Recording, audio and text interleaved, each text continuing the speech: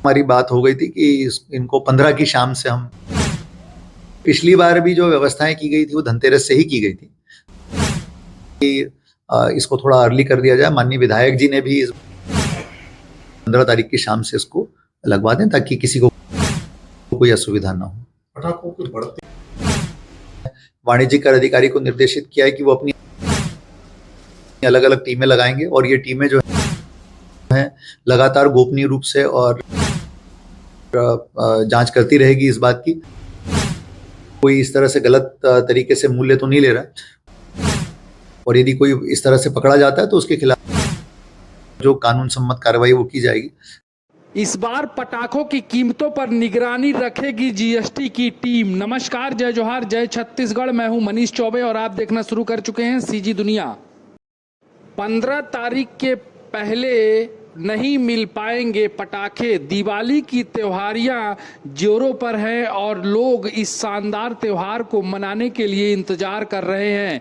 इस त्योहार में पटाखे खास होते हैं और तो पटाखों को लेकर पिछले कुछ दिनों से गहमा गहमी चल रही है। जिला प्रशासन ने अब तक पटाखा व्यापारियों को लाइसेंस जारी नहीं किया है और बिना लाइसेंस के इस व्यापार से जुड़े लोग खासे परेशान हैं।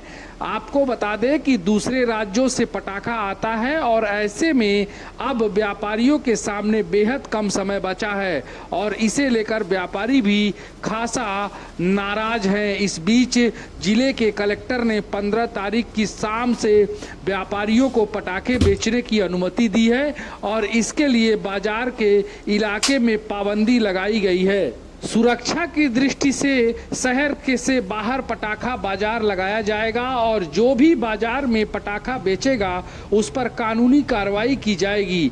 निर्देश दिए गए हैं। ऐसे हालातों में अब तक बड़ी संख्या में पटाखा भी जब्त हुए हैं। इसके अलावा पटाखों की कमी होने की संभावना भी है और लोगों को महंगे दामों में पटाखे मिलने की आशंका भी जताई जा रही है, जिसे लेकर कलेक्टर ने साफ किया है कि पटाखों के रेट पर जीएसटी टीम निगरानी रखेगी और जो भी दुकानदार महंगे दामों में पटाखे बेचेगा उस पर कार्रवाई भी होगी। इसके लिए हेल्पलाइन नंबर भी जारी किया गया है। आपको बता दें कि पटाखा व्यापारियों द्वारा जिस तरह से अमूमन देखा गया है कि महंगे दामों में जो है कि मार्केट में पटाखे बेचे जाते हैं और आपको पता है कि दिवाली का त्योहार है। इस त्योहार को हर वर्ग के लोग मनाते हैं। ऐसे में जो रोजमर्रा के जीवन जीने वाले लोग हैं उनके हिसाब से अगर देखा जाए तो पटाखे अगर महंगे होते हैं तो उनके लिए बड़ा मुश्किलात हो जाते हैं। इन तमाम चीज़ों को देखते हुए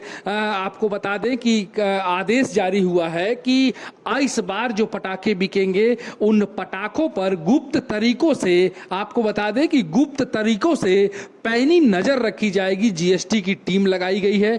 अगर आप पटाखों के ज़्यादा दाम लेकर पटाखे बेच रहे हैं तो सावधान हो जाएं और साथ ही जो पटाखे खरीदने वाले लोग हैं वो भी इस बात का ध्यान रखें कि अगर अधिक दाम में पटाखा बिक रहा है तो शासन ने हेल्पलाइन नंबर जारी किया है, उस नंबर पे आप शिकायत दर्ज करा सकते हैं।